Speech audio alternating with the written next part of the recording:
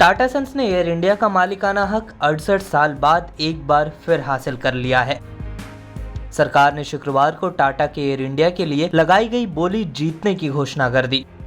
सरकार की ओर से बताया गया कि टाटा सन्स ने कर्ज में डूबी एयर इंडिया के लिए 18,000 करोड़ रुपए की बोली लगाई थी। एयर इंडिया और कम कीमत पर उड़ान भरने वाली उसकी शाखा एयर इंडिया एक्सप्रेस में अब टाटा की 100% हिस्सेदारी होगी। इसके अलावा ground handling company air India STS airport services private limited में भी टाटा की 50% हिस्सेदारी होगी। एयर इंडिया का मालिकाना हक हासिल करने के बाद रतन टाटा ने खुशी जताई। उन्होंने ट्विटर पर एयर इंडिया का स्वागत करते हुए लिखा, welcome back air India. Air India पर अगर कर्ज की बात करें तो 31 अगस्त 2021 तक इस एयरलाइंस पर 61,000 करोड़ से ज्यादा का कर्ज है। उसमें से करीब 15,300 करोड़ रुपए का कर्ज अब टाटा सन्स के हिस्से आएगा। इस महीने की शुरुआत में टाटा सन्स और स्पाइस जेट दोनों ने ही एयर इंडिया के लिए बोली लगाई थी। सितंबर महीने के अंत में टाटा सन्स के बोली जीतने की खबर अचानक वायरल हो गई थी, जिसके बाद सरकार ने इस बात का खंडन किया था।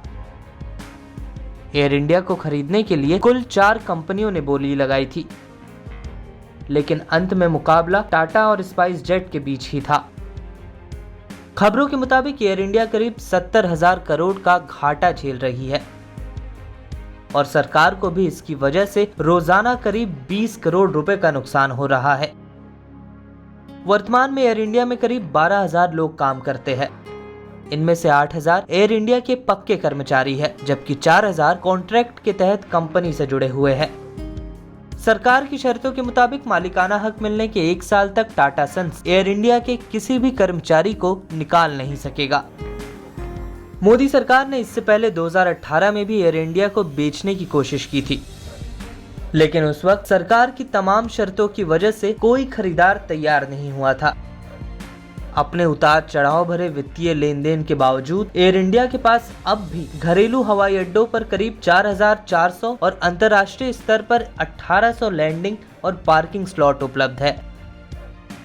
एयर इंडिया की शुरुआत 1932 में टाटा एयर सर्विसेज के तौर पर हुई थी। उस वक्त एयर इंडिया की स्थापना JRD टाटा ने की थी। 1953 में देश की पहली नेहरू सरकार ने एयर इंडिया का राष्ट्रीयकरण कर दिया था, लेकिन JRD टाटा 1977 तक इसके अध्यक्ष बने रहे थे।